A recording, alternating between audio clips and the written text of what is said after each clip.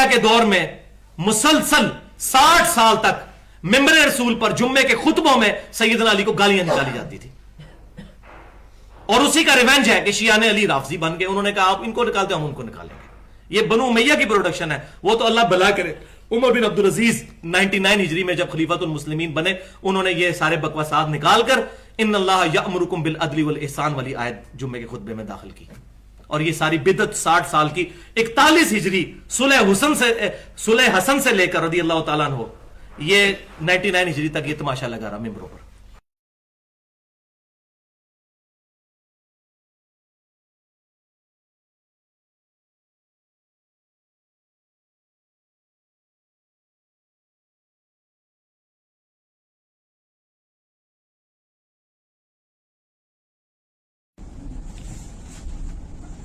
بے سند روایت نہیں لی جائے گی. آپ کے کربلا ریسرچ پیپر میں بے سند روایت موجود ہے. کوئی بے سند روایت نہیں. ذرا بتائیں کہ جو بے سند روایت کون سی حدیث میں نے اس میں بے سند لی ہوئی ہے. ذرا یہ جس کا سوال ہے وہ ایک پیپر پہ کون سی حدیث بے سند لی ہوئی ہے بتائیں.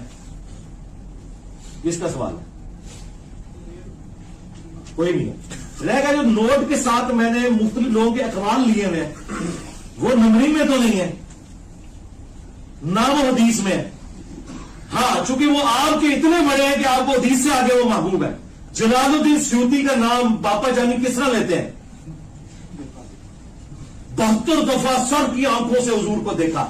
تو میں جلال الدین سیوطی کی کتاب میں نہ لکھوں کہ اس نے لکھا ہے کہ حضرت عمر بن عبدالعزیز کے دور تک حضرت علی پہ ممبروں پہ لعنت ہوتی تھی، انہوں نے ختم کروا کے تو ان اللہ یأمر بالعدل والاحسان والی آیت داخل کی.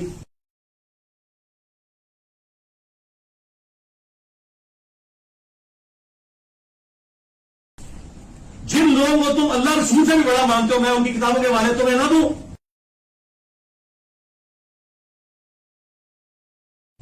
تمہارے نہیں ہے، میرے لیے تو اللہ اس کا رسول کافی ہے.